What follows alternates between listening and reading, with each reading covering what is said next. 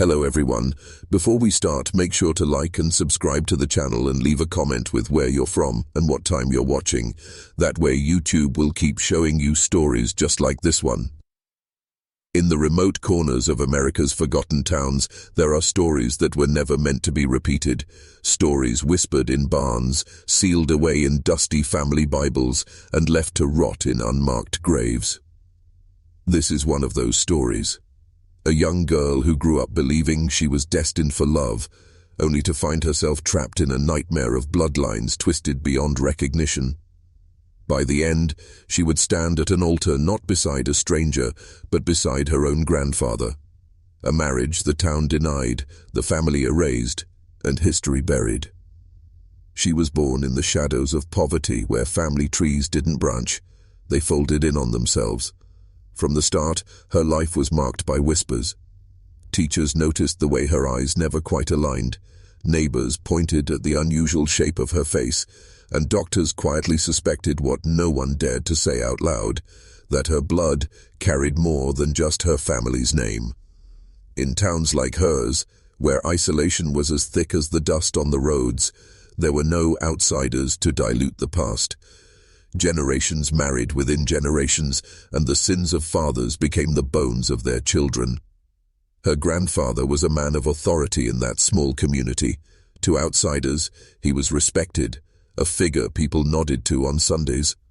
But behind closed doors, he ruled with silence and fear.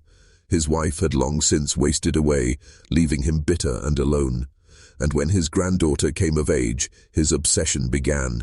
It wasn't sudden, it grew like mold, slowly spreading until it consumed everything. He began calling her his, offering small gifts, keeping her isolated from boys her age, weaving himself into her future until there was no space left for anyone else. When the proposal came, it wasn't spoken with romance but with command. She was told she would become his wife. Neighbors noticed, but in towns like this, silence was survival. The church said nothing, the law looked away, and the family, already bound by secrets they could never admit, let the marriage proceed. She walked down the aisle, not with pride, but with the haunted stare of a girl who had no other choice. And so, she became her own grandfather's bride. The wedding was never written about in the town's paper, never recorded in the courthouse books the way others were. To this day, the official record lists her as single, though everyone alive then remembers seeing her in that white dress, trembling at the altar. The ceremony itself was a strange gathering. Half a dozen family members in a dim back room, candles lit not for celebration, but for secrecy.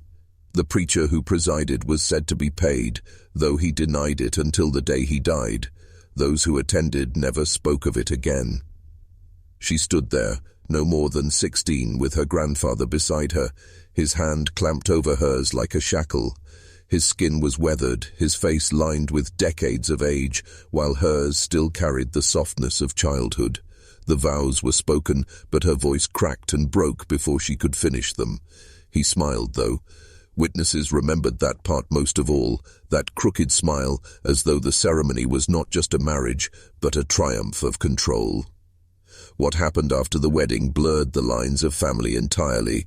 She was no longer introduced as his granddaughter, she was now his wife.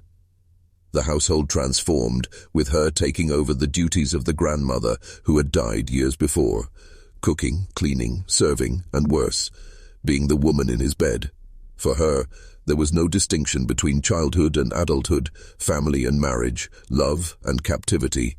He had collapsed every boundary, and she lived inside that collapse. The community whispered but did nothing. Some claimed it was just their way. Others, who might have spoken out, were silenced by their own shameful connections. For this was not an isolated case. Behind the fences of rural America, stories like hers were repeated more often than history dares admit. Cousins marrying cousins, uncles claiming nieces, sisters raising children who were also their half-siblings. In her case, the chain of secrecy was tightened around her throat. Every attempt she made to reach outward, toward teachers, toward friends, toward escape, was met with cold dismissal. "That's family business," they would say. But inside her mind, she carried a torment that no child should ever bear. She could not call him grandfather without feeling like a liar. She could not call him husband without tasting the rot of sin. She was trapped in a language that no longer made sense, in a life that was stitched together from blood and betrayal. As the years pressed on, her body became the evidence of what had been done. She bore children, but their faces carried the unmistakable stamp of generations colliding. Eyes set too close together, jaws that never quite aligned, and a fragility that followed them from the moment they were born. Doctors who saw the children suspected, but medical records in those rural towns were as easy to manipulate as whispers. Officially, they were sickly, underdeveloped, or simply unlucky. Unofficially, people knew. They always knew. Each child deepened her prison. With every birth, she was pulled further away from the possibility of leaving. How could she explain to the outside world that her children were also her uncles, that her own grandfather was both their father and their great-grandfather? These were words that didn't belong in polite company, concepts that tore holes in the very fabric of family. So she remained, buried alive in the role she had been forced to accept. Her grandfather, now husband, grew older, but not weaker. Age only made him more possessive, more determined to keep his wife hidden from the world. He didn't see her as stolen. He saw her as destiny fulfilled. To him, blood was purity. Keeping the family within itself was tradition, not crime. And in his twisted logic, he was protecting her from outsiders, from men who would never understand her bloodline. It was a delusion as old as the hills they lived in, carried forward by men who confused dominance with love. But even in the silence of her captivity, she developed a quiet rebellion. She would hum songs from before the marriage, as if trying to remember the girl she once was. She would write letters she never mailed, pouring her truth onto paper she later burned in the stove. At night she prayed, not for freedom, but for the strength to survive one more day. Her survival became its own kind of defiance, even as her name was erased and her story scrubbed from the public record. Still, the cracks began to show. The children carried the evidence, the town carried the whispers, and the burden of a life built on secrets grew heavier by the year. Somewhere inside her she knew, no matter how much the world tried to bury her story, the truth was too grotesque to stay hidden forever. Time has a way of rotting the walls people build around their sins. By the time her children were old enough to speak, they began asking questions no one wanted to hear. Why did their father look like an old man when other kids' fathers were younger? Why did the neighbors snicker when they passed by? Why did their mother cry in the kitchen at night, thinking no one could hear? The grandfather husband grew paranoid. He stopped allowing visitors altogether. Windows were covered, doors locked tight, and even church attendance became rare. He insisted that outsiders were liars, that the world wanted to steal his family away. But the children still saw glimpses, through schoolmates, through hushed conversations, of a world that did not look like theirs. The comparisons gnawed at them, and as they grew older, shame set in like a sickness of its own. Some tried to run, but the curse of that bloodline held tight. Poverty, deformity, and a reputation they never asked for followed them wherever they went. The sins of one man had stained not only his granddaughter, but every branch of the family tree. Those who left often changed their names, never speaking of where they had come from, yet even silence couldn't erase the truth written across their faces. For the bride herself, middle age came too quickly. Her body was worn down not by years but by the toll of being wife, mother, daughter, and prisoner all at once. Wrinkles set in long before their time, and her eyes carried the hollow look of someone who had lived 3 lives in one. She had moments of clarity, fleeting seconds when she thought of escaping, but fear always pulled her back. Fear of scandal, fear of losing her children, fear of becoming an outcast in a world that already despised her bloodline. And so, the cycle continued. The town pretended not to see, the family pretended not to know, and she pretended she had no choice. But beneath it all, something was festering, a truth so grotesque, so unspeakable, that it demanded to one day come to light. The question was not if it would be revealed, but when. If you're still watching, you're already braver than most. Tell us in the comments, what would you have done if this was your bloodline? Would you have stayed silent, or would you have risked everything to escape? As the grandfather's health declined, the fragile order of the household began to fracture. He grew weaker, but not less controlling. Even from his sickbed, he demanded her loyalty, her care, her presence at all hours. For her, it was a strange reversal. She was both nurse and wife, granddaughter and jailer. His weakness made her stronger, but only in secret. She began hiding money, small amounts earned from odd jobs and trading, tucking it away for a future she could barely imagine. The children, by now, were old enough to understand. They didn't speak of it, but their eyes revealed the truth. They knew their father was not just old, he was wrong. They knew their mother's silence was not consent, it was survival, and slowly the whispers of the town turned into quiet condemnations. Younger generations spoke more freely than their parents had. They mocked, they speculated, and they warned outsiders to stay away from that family. The grandfather's grip on the community was slipping, just as his body was failing. Then came the night of his death. Some say he passed quietly in his sleep. Others claim his final hours were filled with raving, his voice breaking through the walls of the old house, demanding that no one betray him. Either way, when morning came, the house felt different. For the first time in decades, she could breathe. Yet freedom did not taste sweet. It tasted bitter. She was left with children scarred by the same secret that had ruined her, and a legacy that could not be erased. Neighbors expected her to remarry, to start over, but she never did. How could she? Who would take a woman whose very story was unspeakable? She remained in that same house, now quiet but never free of ghosts. Every creak in the floorboards, every corner of the room, every glance from her children reminded her of what had been done and who had done it. The world moved on, but she remained trapped in the silence of her past. With the old man buried, the town tried to bury the story with him. Neighbors avoided questions, officials looked the other way, and his descendants scattered like leaves in a storm. But secrets have a way of bleeding through, no matter how deep they're buried. Whispers lingered, stories spread, and eventually the truth began to slip beyond the town's borders. Her children carried the evidence with them wherever they went.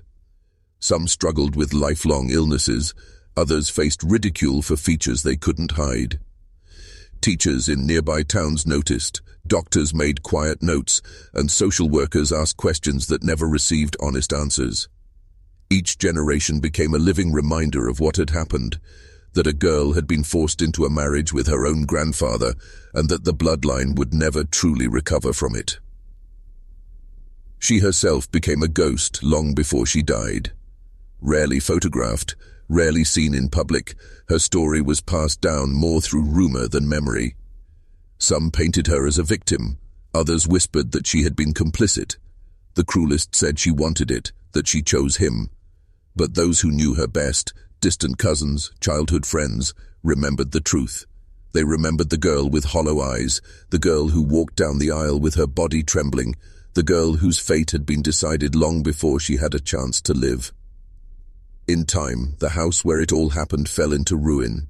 Boards rotted, windows shattered, weeds swallowed the path to the front porch. Locals claimed it was cursed, that shadows lingered in the hallways, and that the sound of weeping could sometimes be heard at night. Teenagers dared each other to go inside, only to flee in terror when the silence pressed too heavily against their chests. For them, it wasn't just a house. It was a monument to sin, a reminder of what happens when power goes unchecked, when bloodlines fold inward until they choke themselves.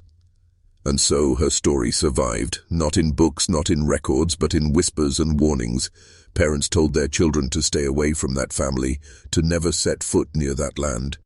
Her name was rarely spoken, but her life remained carved into the memory of the community like a scar that would never fully heal. Her death came quietly, without ceremony, much like her life. No obituary, no formal recognition, just a small gathering of family who lowered her into the ground beside the man who had stolen everything from her. Some say she asked to be buried there, others believe it was decided for her. Either way, the image was unbearable.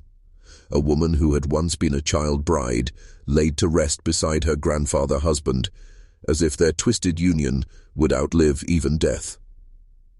But history has a way of resurrecting the stories people try hardest to kill. Local historians stumbled across fragments, letters, old marriage licenses hidden in dusty boxes, testimonies passed down through surviving relatives. Each piece told the same truth, that in this quiet corner of America, a girl had been made to marry her own blood, and though the town tried to silence it, the story refused to die. It resurfaced in documentaries, in late-night conversations, in online forums where strangers pieced together what the community had spent decades denying.